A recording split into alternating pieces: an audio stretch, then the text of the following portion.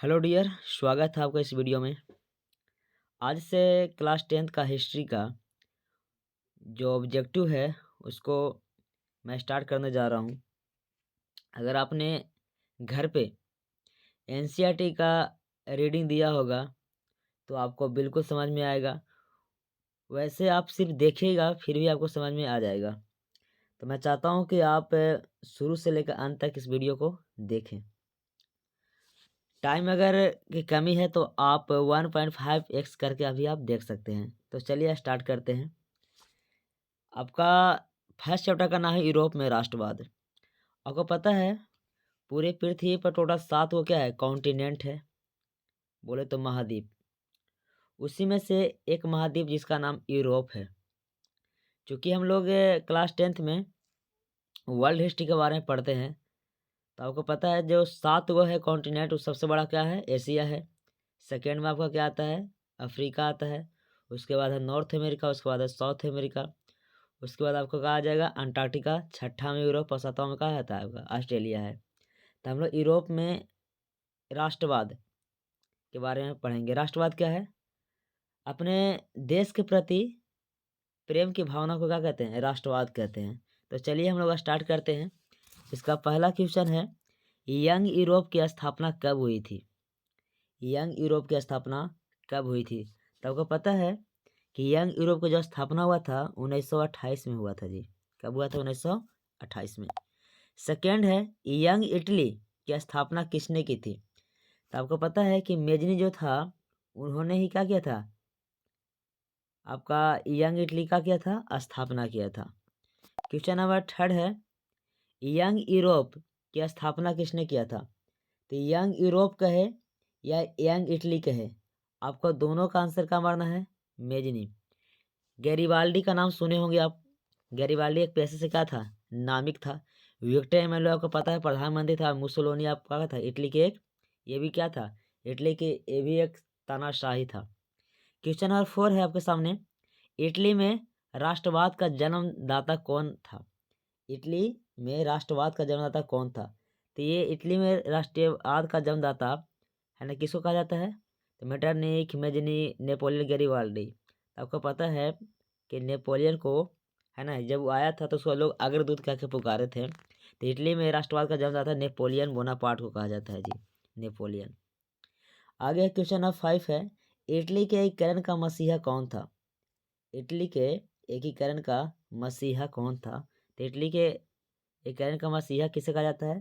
तो मेजनी को ही कहते हैं, ठीक है ना। इटली के एकीकरण का जो मसीहा है वो मेजनी को ही कहा जाता है क्योंकि इसने ही यंग इटली का स्थापना किया था। तो मसीहा के रूप में इसी को लोग मानते हैं।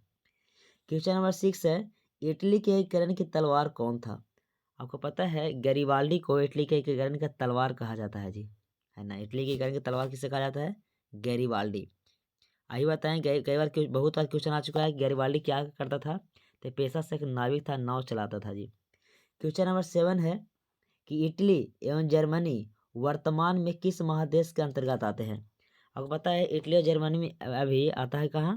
यूरोप के अंतर्गत आता है जी, ठीक है। क्वेश्चन नंबर 8 है जर्मनी के एकीकरण के लिए कौन उत्तरदायी था यानी रेस्पॉन्सिबिलिटी कौन था? जर्मनी आपको पता है जर्मनी जो था कई टुकड़ों में क्या था बटा हुआ था, है ना। तो जर्मनी के एकीकरण के लिए कौन जिम्मेदार था? तो जर्मनी के एकीकरण के लिए बिस्मार्क जो था ना वो क्या था जी जिम्मेदार था। क्वेश्चन नंबर 9 है जर्मनी के एकीकरण का प्रमुख वास्तुकार कौन था? जर्मनी के एकीकरण का प्रमुख वास्तुकार कौन था? तो कौन था? बिस्मार्क था, ठीक है ना। कौन था जी? बिस्मार्क था, है ना। इसको क्या कहा जाता है? वास्तुकार कहा जाता है। आगे क्वेश्चन नंबर 10 है इटली एवं जर्मनी के एकीकरण के विरुद्ध कौन देश था? इटली एवं जर्मनी के एकीकरण के विरुद्ध कौन सा देश था? तो आपको पता है ऑस्ट्रिया के जो चांसलर था मेटरनिक वो कभी नहीं चाहता था कि इटली और जर्मनी का हो एक हो। वो चाहता था यूरोप में पुरातन व्यवस्था ही का रहे बना रहे यानी कि राजतंत्र लोकतंत्र के बिल्कुल क्या था खिलाफ था वो। क्वेश्चन नंबर 11 है कि इटली के एकीकरण में निम्न में से किसका संबंध नहीं है?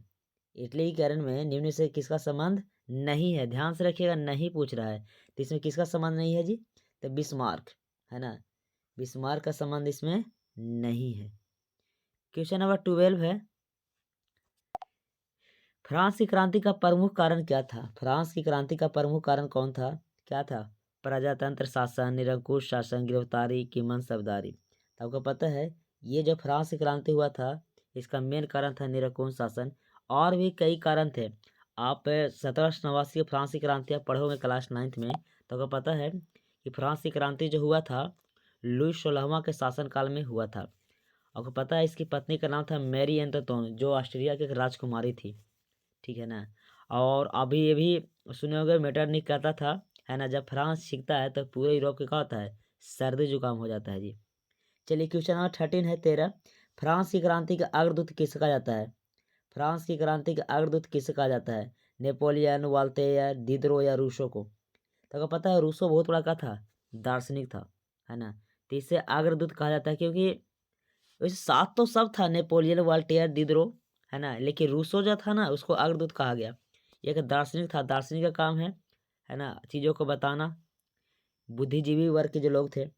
नेक्स्ट है 14 कि फ्रांस ने मानव और नागरिक अधिकारों की घोषणा किस सभा में की? फ्रांस ने मानव और नागरिक अधिकारों की घोषणा किया था वो जब संविधान सभा में क्या किया था फ्रांस ने। क्वेश्चन नंबर 15 है, फ्रांस में सामंतवाद का अंत कब हुआ? फ्रांस में सामंतवाद का हुआ था 4 अगस्त 1789 को, क्या हो गया था, अंत हो गया था। क्वेश्चन नंबर 16 देखिएगा आप लोग। क्वेश्चन नंबर 16 जो है, फ्रांस में किस शासक वंश की स्थापना, फ्रांस में किस शासक वंश की पुनः स्थापना वियना कांग्रेस द्वारा हुआ था जी? आपको पता है कि फ्रांस में बुर्बो वंश जो था इसी की स्थापना हुआ था। क्वेश्चन नंबर 17 है, यूरोपीय सभ्यता का पालना किसे कहा जाता है? यूरोपीय सभ्यता का पालना जो है किसे कहा जाता है? यूनान, जर्मनी, इटली या ब्रिटेन को? तो यूनान को कहा जाता है। यूनान का राजधानी कहाँ है? तो एथेंस है ना। क्वेश्चन नंबर 18, क्वेश्चन नंबर 18 क्या है, यूरोप का मरीज किसे कहा जाता है? तो यूरोप का मरीज आपको पता है जी, है ना, कि तुर्की को यूरोप का कहा जाता है, मरीज कहा जाता है। मरीज क्यों? क्योंकि वो यूरोप में सबसे कमजोर देश था जी, है ना, इसलिए इसे कहा जाता है मरीज कहा जाता है, मिस यूनान को नहीं। क्वेश्चन नंबर 19 है, यूरोप वासियों के लिए किस देश का साहित्य एवं ज्ञान विज्ञान, यूरोप वासियों के लिए किस देश का साहित्य एवं यूरोप वासियों के लिए किस देश का साहित्य एवं ज्ञान विज्ञान प्रेरणा स्रोत रहा? तो अगर वही बताया कि पालना जिसे यूनान के कहते हैं उसी के लिए वही है, यूरोप वासियों के लिए किस देश का साहित्य एवं ज्ञान विज्ञान प्रेरणा स्रोत रहा, ठीक है ना। किसकी बात कर रहा है? प्रेरणा स्रोत की बात कर रहा है। तो किसका था? यूनान का था जी, ठीक है ना, यूनान का था। क्वेश्चन नंबर 20 है, क्वेश्चन नंबर 20 कि यूरोपीय राष्ट्रवाद से प्रभावित होकर किस भारतीय शासक जैकोबिन क्लब की स्थापना किया था? तो ये टीपू सुल्तान था। ने क्वेश्चन कई बार पूछा है, याद रखोगे आप कि यूरोपीय सभ्यता से प्रभावित होकर किस भारतीय शासक ने जैकोबिन क्लब की स्थापना किया था? तो वो थे टीपू सुल्तान। आपको पता है कि जैकोबिन क्लब क्या था? तो आपको पता है इसको आतंक का काल भी कहा जाता है। इसमें मैक्समिलन रॉबेस्पियर जो था, कई लोगों को जिसने भी शासक वर्ग का साथ दिया था, है ना, उसको पकड़ पकड़ के क्या कर दिया था, है ना, फांसी। आपको पता है गिलोटिन पढ़ोगे क्लास 9th में। तो याद रखिएगा, यूरोपीय राष्ट्रवाद से प्रभावित हुए किस भारतीय शासक ने जैकोबिन क्लब, कौन सा क्लब? जैकोबिन क्लब की स्थापना किया था। तो इनका नाम था टीपू सुल्तान, ठीक है ना, मैसूर के शासक थे ये। आगे है क्वेश्चन नंबर 21 है कि बिस्मार्क क्या था? तो बिस्मार्क बहुत बड़ा कूटनीतिक था, जिस प्रकार हमारे, है ना, हम या हुए हैं या आपका चाणक्य, उसी प्रकार का थे बिस्मार्क भी, यूरोप के का थे, कूटनीतिज्ञ था जी। क्वेश्चन नंबर 22 है, बिस्मार्क प्रासा का चांसलर कब नियुक्त हुआ? तो ये 1862 में प्रासा को बिस्मार्क प्रासा का चांसलर है ना, बिस्मार्क प्रासा का चांसलर कब नियुक्त हुआ था? 1862 में हुआ था, ठीक है ना। चांसलर मतलब क्या होता है? तो चांसलर मतलब होता है प्रधानमंत्री को, है ना, चांसलर कहते हैं जर्मनी में। तो वही प्रासा वहीं के था, छोटा सा प्रांत था। 23 नंबर क्वेश्चन है, बिस्मार्क किस विद्वान की विचारधारा से प्रभावित था?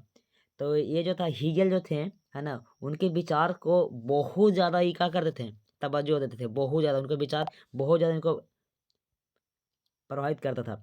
नेक्स्ट क्या है 24 नंबर, वियना सम्मेलन कब हुआ था? ये क्वेश्चन भी आई है, आपको ये याद कर लेना है ना। वियना कांग्रेस कब हुआ था? तो 1815 में ही हुआ था जी, ठीक है ना, याद रखना है। आगे है, वियना सम्मेलन का अध्यक्ष कौन कर रहा था, अध्यक्षता कौन कर रहा था, है ना? तो ये कौन था? मेटरनिख, है ना, मेटरनिख जो था, है ना, वो वियना सम्मेलन का अध्यक्ष कर रहा था। अध्यक्ष का इंग्लिश में बोलते हैं प्रेसिडेंट, हम लोग कहते हैं, ठीक है। उसके बाद है 26 कि विलियम प्रथम कहाँ का शासक था? विलियम जो प्रथम था वो प्रासा का शासक था। प्रासा का शासक कौन था? विलियम प्रथम। चलिए क्वेश्चन नंबर 27 बताना है आपको, नेपोलियन कोड में कुल कितने कोड थे? नेपोलियन कोड में कुल कितने कोड थे बताइए? 3 थे, 5 थे, 4 थे कि 7 थे? तो आपको पता है नेपोलियन कोड में कितने नेपोलियन कोड में कुल कितने कोड थे जी? तो कितने थे? 5 थे। कितने? 5। नेक्स्ट 28 नंबर है कि नेपोलियन ने जर्मनी में किस संघ की स्थापना किया था? नेपोलियन ने जर्मनी में किस संघ का स्थापना किया था? तो ये राइन संघ का स्थापना किया था। याद रखना आपको, राइन संघ, ठीक है। चलिए क्वेश्चन नंबर 29 देखिएगा, नेपोलियन संहिता किस वर्ष लागू हुई बताइए? 1801 में, 1791 में हुआ था, 1789 का 1804 में। आपको पता है, याद रखना, ये क्वेश्चन बहुत बार पूछा गया है कि नेपोलियन संहिता कब लागू हुआ था? तो 1804 में हुआ था जी, ठीक है। आगे देखिए, मेटरनिख क्या था? मेटरनिख क्या था? तो आपको पता है, यही बताएं कि मेटरनिख जो घोर प्रतिक्रियावादी था, तानाशाह भी था, लेकिन घोर के इसके सामने ये चाहता नहीं था कि फ्रांस में कोई किस तरह से कोई बदलाव हो, पुरातन व्यवस्था बनाए रखना चाहता था। आगे है कि मेटरनिख का पतन किस वर्ष हुआ था? तो 1848 में मेटरनिख का हो गया था, पतन हो गया था। बताइए 1848 में और कुछ हुआ था? क्वेश्चन नंबर है 32, मेटरनिख कौन था जी? तो आपको बताएं कि मेटरनिख जो था ऑस्ट्रिया का चांसलर था जी। मेटरनिख जो था ऑस्ट्रिया क्या था? चांसलर था। चलिए क्वेश्चन नंबर 33 है, मेजनी ने 1834 में किस संस्था का गठन किया? मेजनी ने, अगर बताएं, शुरू में आपके जो पढ़े होंगे, है ना, तो मेजनी ने क्या किया था, किस संस्था का 1834 में गठन किया था बताइए? यंग यूरोप, क्रांति सेना, विक्ट्रीन या यंग इटली? आपको बताए थे 18, देखिए स्थापना तो मैंने यंग यूरोप की किया था, यंग इटली की भी, लेकिन 1834 दे दिया ना, तो आपको याद रखना है इस समय किसका स्थापना किया था? यंग यूरोप का स्थापना किया था। चलिए आगे है, मेजनी का संबंध किस संगठन से था? तो कार्बोनारी जो था ना, कार्बोनारी संगठन से था, इसका संबंध था। किसका? मेजनी का। क्वेश्चन नंबर 35 है, जलवेरिन क्या था? है ना, जलवेरिन क्या था? तो जलवेरिन एक संस्था थी, बताना आपके, क्रांतिकारियों की थी, है ना, व्यापारियों की, विद्वानों की, कि पादरियों की? क्रांतिकारी वही रिवोल्यूशनरी, है ना, जो चाहते हैं कि, है ना, तलवार के बल पर ही बदलाव आए समाज में, व्यापारी, विद्वान या पादरी? तो बताइए जलवेरिन किसकी संस्था था? तो आपको पता है ये व्यापारियों का संस्था था, है ना, ट्रेड लोग जो थे, ट्रेडर, उन्हीं का संस्था था। क्वेश्चन है 36 जी कि जलवेरायन की स्थापना किसने किया था? जलवेरायन की स्थापना किस राज ने की थी? तो प्रासा ने, ठीक है। चलिए क्वेश्चन नंबर 37, हंगरी की राजधानी कहाँ है? तो सबको पता होना चाहिए, है ना, कि हंगरी की राजधानी कहाँ है बताइए? ये बुडापेस्ट है, रोम है, पेरिस है कि मॉस्को? तो पता है हंगरी की राजधानी जो है बुडापेस्ट है जी, ठीक है ना, बुडापेस्ट है। रोम किसकी राजधानी है? तो याद रखिए है आपको, रोम इटली की राजधानी है, पेरिस फ्रांस की राजधानी है, मॉस्को किसका है? और रूस के, ये भी आपको याद रखिएगा।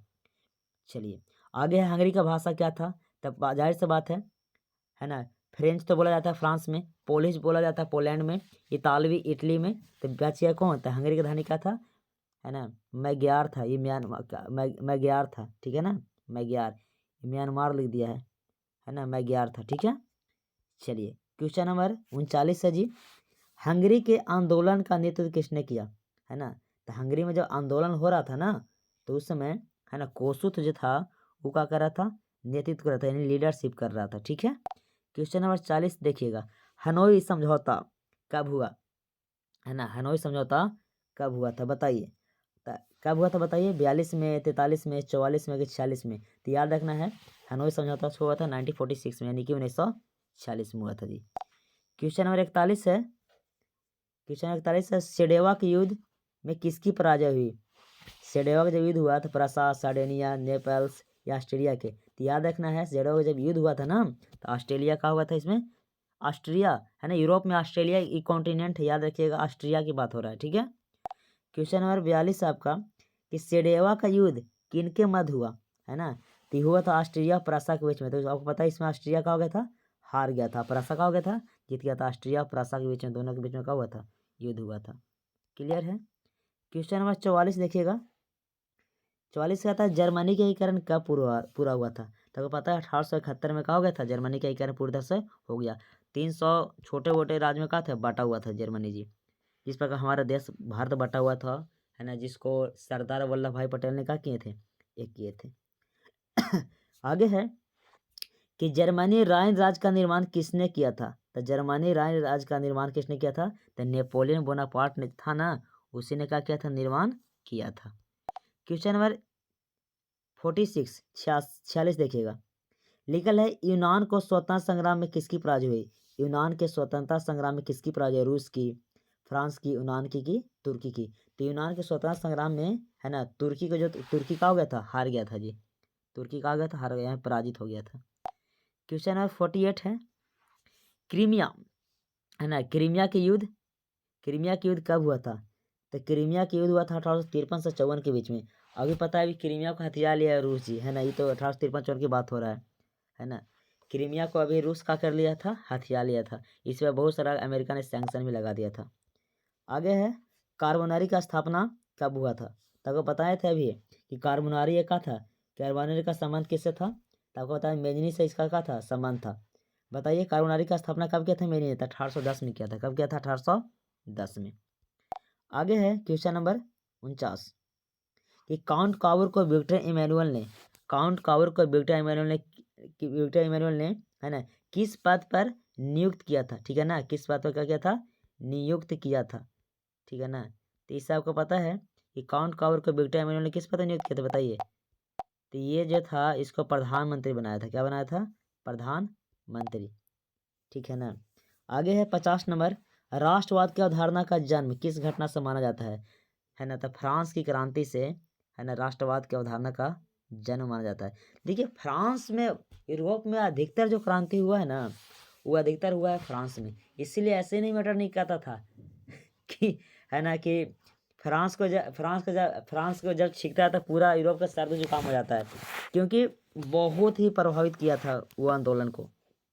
चलिए आगे, आगे हम लोग देखते हैं। आगे 51 नंबर है रक्त एवं लौह नीति का उल्लंघन किसने किया था। तो आपको पता है बिस्मार्क।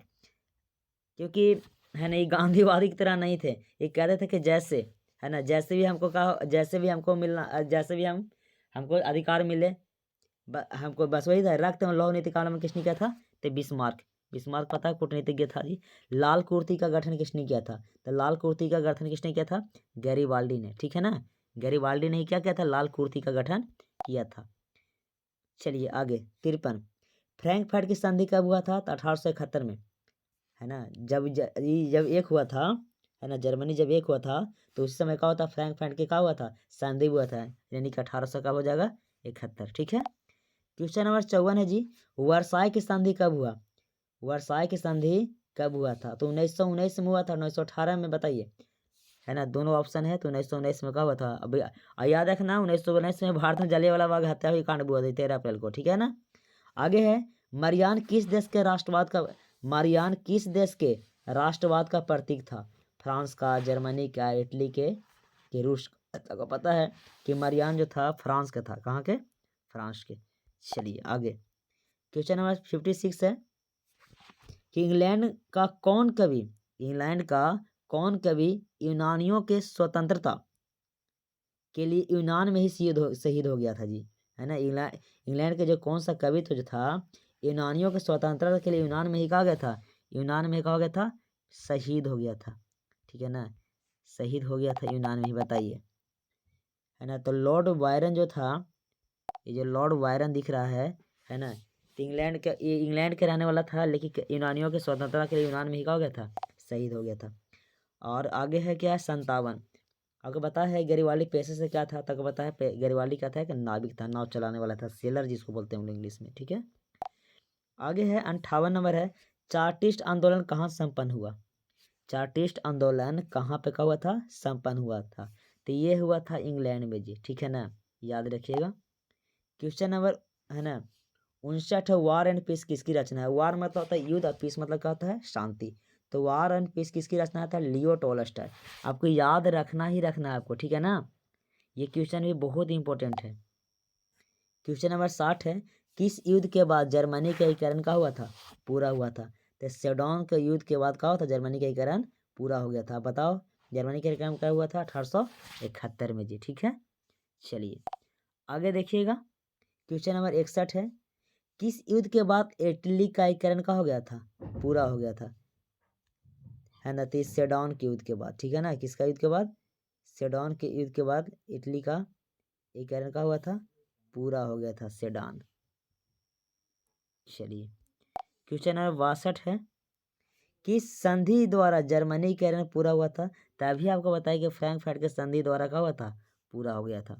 चलिए 63 है, किसने कहा जब फ्रांस, है ना, फ्रांस जब छींकता है तो बाकी यूरोप को सर्दी जुकाम हो जाता है? बताइए, नेपोलियन, हिटलर, मेटरनिक या गैरीवाल्डी? तो यह कई बार बता चुके हैं, क्वेश्चन बहुत ज़्यादा इंपॉर्टेंट है। तो मेटरनिक। क्वेश्चन नंबर 64 है, किसने अपनी कूटनीति के बल पर इटली की समस्या को संपूर्ण यूरोप की समस्या बता दिया था? तो काउंट कबर।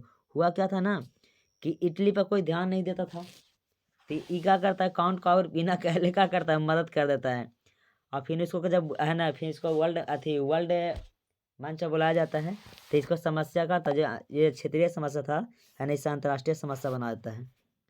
चलिए आगे है, तो कहाँ काउंट कबर सन 1870 में फ्रांस और प्रसा के बीच जो युद्ध हुआ था उसे क्या कहते हैं? तो सेडोन, ठीक है ना, सेडोन। चलिए क्वेश्चन नंबर 66 है कि 1829 के एड्रियानोपुल की संधि किस देश के साथ, सॉरी, है ना, 1829 से एड्रियानोपुल की संधि किस देश के साथ हुई? ठीक है, बताइए। तुर्की और रूस के साथ, तुर्की ब्रिटेन के साथ, तुर्की पोलैंड के साथ, तुर्की मिस्र के। इतना तो पता है, तुर्की तो था ही जी, ठीक है ना। तो बताना है नेक्स्ट कौन था? तो तुर्की कौन था? रूस था जी, ठीक है। क्वेश्चन नंबर 67 है, क्वेश्चन नंबर 67 है कि मार्च 1946 में फ्रांस तथा वियतनाम के बीच होने वाला समझौता किस नाम से जाना जाता है? तो ये जो है, बताइए, तिनतान सिंह, कैंटन, हो ची मिन्ह में से कोई नहीं। तो बताइए इसका आंसर, बताइए क्या होगा, बताइए, है ना। किस समझौता का नाम जानता है? तो हनोई है। क्या समझौता है, बताइए। इनमें से तो कोई नहीं होगा, ठीक है ना। और भी क्वेश्चन आता है, तो बताइए, जैसे आर्थिक संकट के कारण यूरोप में कौन सी नई प्रणाली का हुआ था, उदय हुआ था? तो फांसीवाद। आर्थिक जब संकट हो गया था ना, तो यूरोप में एक नई शासन प्रणाली का जन्म हुआ, उसका नाम था फांसीवाद। अब सोचेगा सर फांसीवाद कहते किसको हैं? है जहाँ पर ताकतवर लोगों का दबदबा होता है उसे क्या कहते हैं? फांसीवाद कहते हैं। तो आज की वीडियो में मैंने लगभग सारे क्वेश्चन को टच कर दिया है, समझाने का प्रयास किया है। आप इस वीडियो को 2 बार और देख लें, कल से डेली एक चैप्टर का वीडियो आपके सामने आता रहेगा। Thanks for watching.